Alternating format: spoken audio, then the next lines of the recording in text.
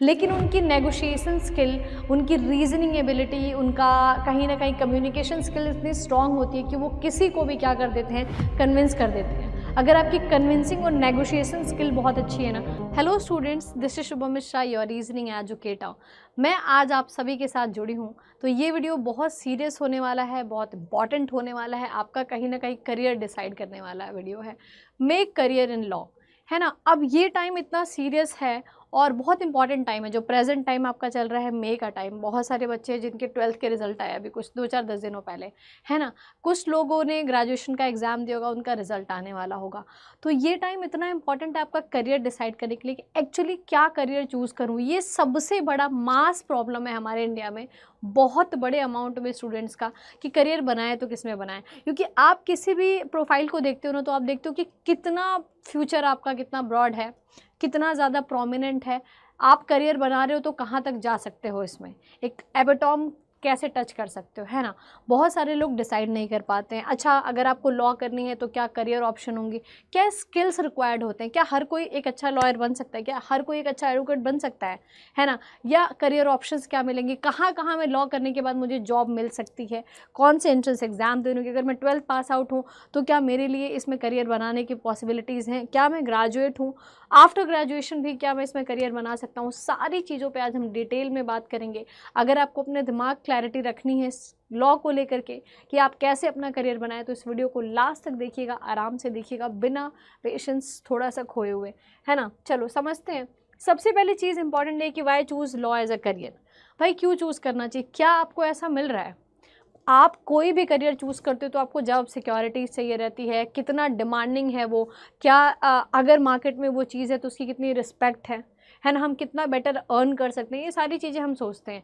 तो ये बहुत ही ल्यूक्रेटिव करियर है।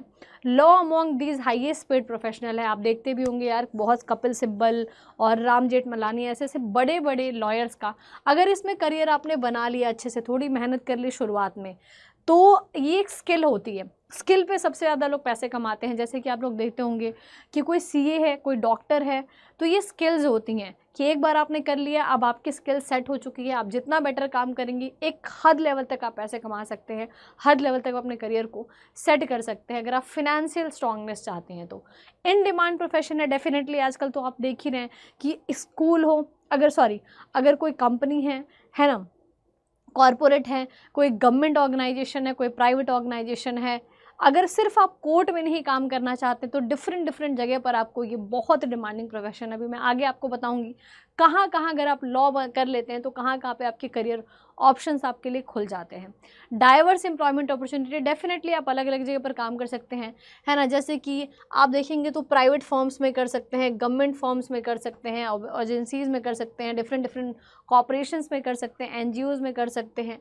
ये सारी चीज़ें। Intellectual stimulation growth, challenging and ever evolving field. अगर आप ऐसे कोई इंसान है जो उस चीज़ को बहुत चैलेंजिंग काम पसंद है, जो बहुत अपने लाइफ में एडवेंचर करना चाहता है, उसको बैठ करके ऐसे बस चुपचाप एक जॉब नहीं करनी है, वही घिसी पिटी कंप्यूटर वाली जॉब नहीं करनी है, आप चैलेंजेस पसंद करते हैं, आप रिसर्चेस पसंद करते हैं, आप कम्युनिकेशन पसंद करते हैं, तो डेफिनेटली ये जॉब आपके लिए है।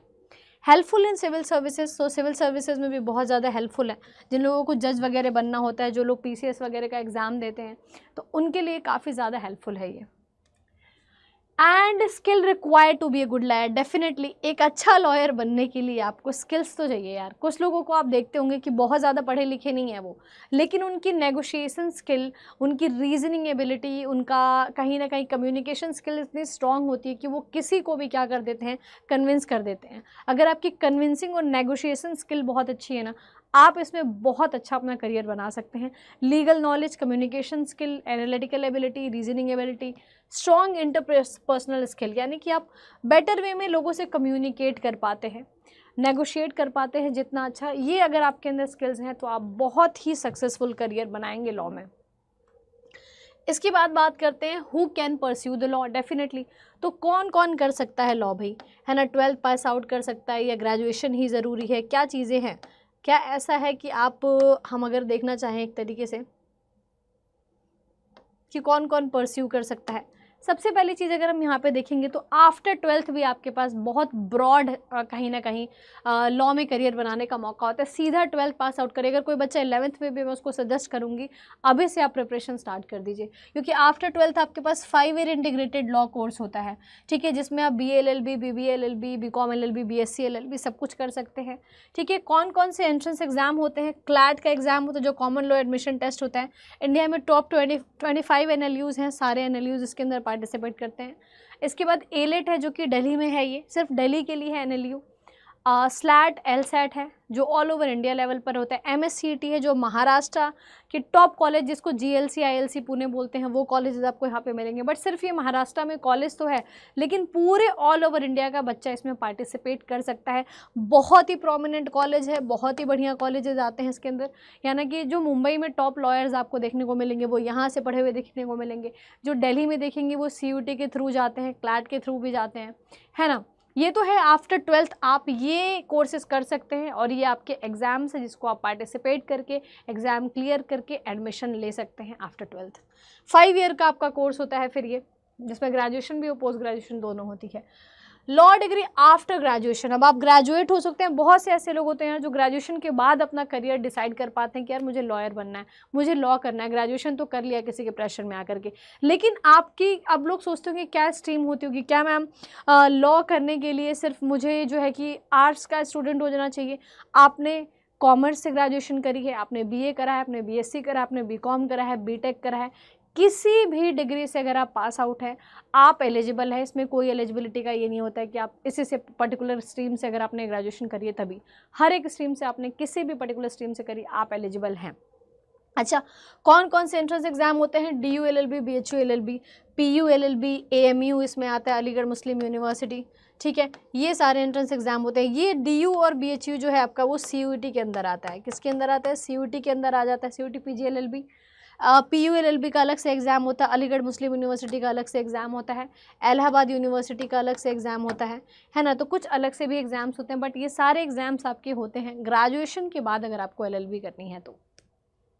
इस पर मैंने डिटेल वीडियो भी बनाया हुआ है आफ्टर 12th और आफ्टर ग्रेजुएशन, वो भी आप जाकर के चैनल पे देख सकते हैं, है ना। कि अगर कोई ऐसा स्टूडेंट है जिसको पर्टिकुलरली आफ्टर 12th वाला ही देखना है, सब कुछ समझना है, exam pattern, syllabus and all, वैसे ही मैंने ग्रेजुएशन का भी अलग से डिटेल में बताया हुआ है कि अगर आप ग्रेजुएट है तो ये एग्ज़ाम देना है, ये सिलेबस है, ये एग्ज़ाम पैटर्न है, इतना टाइम मिलता है, इतने क्वेश्चन आते हैं, हर एक चीज़ को वो भी आपको चैनल पर ही अवेलेबल है।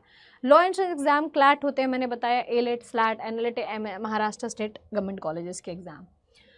करियर ऑप्शंस क्या खुल जाते हैं मैम, क्या करियर ऑप्शंस मिलते हैं हमें? सबसे इंपॉर्टेंट है यार, सिर्फ कुछ लोगों को ये होता है कि यार मुझे सिर्फ कोर्ट में जॉब नहीं करना है, मुझे कोर्ट कचहरी नहीं जाना है, मैंने लॉ तो कर लिया लेकिन मुझे अपना लिटिगेशन कोर्ट प्रैक्टिसेस करनी है या कॉर्पोरेट लॉयर बनना है। जो MNCs, बैंक एंड ऑल में भी आप देखते होंगे कि सबके लॉयर्स होते हैं।